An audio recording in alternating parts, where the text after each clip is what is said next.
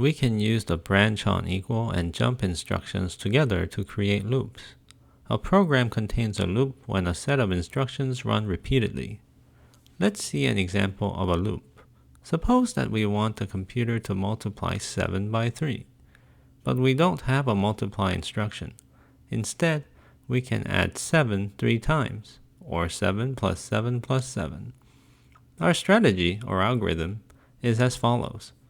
First, count how many times we have added so far in cell number 4. Then track the sum in cell number 5. Now add 7 to cell number 5, add 1 to cell number 4, incrementing the current count. If the current count is 3, then we are finished.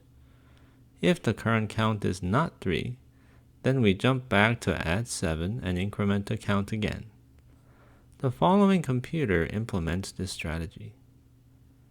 Before we run the simulator, let's take a look at each of the instructions. Instruction 0 sets memory cell 3 to 3. Instruction 1 sets memory cell 4 to 0. And instruction 2 sets memory cell 5 to 0. Instruction 3 adds 7 to cell number 5. Instruction 4 adds 1 to cell number 4. And instruction 5 says, if memory cell 3 and memory cell 4 values are equal, then skip the next instruction.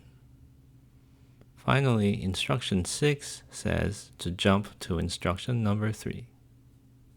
Notice that when memory cell 3 and memory cell 4 values are not equal, the computer will run instruction 6, which just jumps back to instruction 3. Thus, instruction 3, 4, 5, and 6 will run in a loop until the value in memory cell 3 is equal to memory cell 4.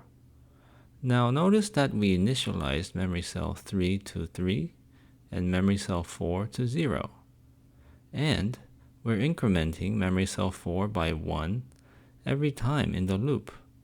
Thus, after 3 iterations of the loop, memory cell 4's value should be 3, which would be equal to memory cell 3, and at that point, the computer will skip instruction 6 and finish. Now let's run the first 3 instructions.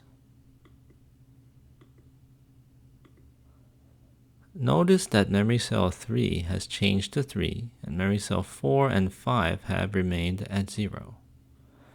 Now instruction 3 is going to add 7 to memory cell 5, and instruction 4 is going to add 1 to memory cell 4.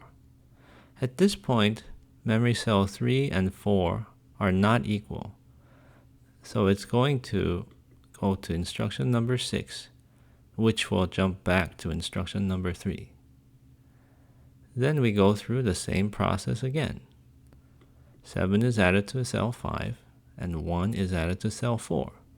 At this point, the value at cell 4 is 2, and the value at cell 5 is 14.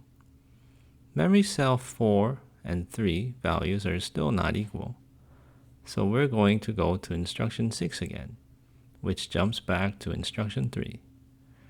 Now, instruction 3 is going to once again add 7, and instruction 4 is going to add 1. At this point, the value at memory cell 3 and the value at memory cell 4 are both 3. Since the values are equal, the computer is going to skip instruction 6 and finish.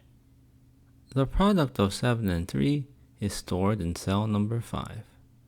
Now try changing the program to compute 7 times 5, or 7 times 7, or 7 times 9. You can do this by changing instruction number 0.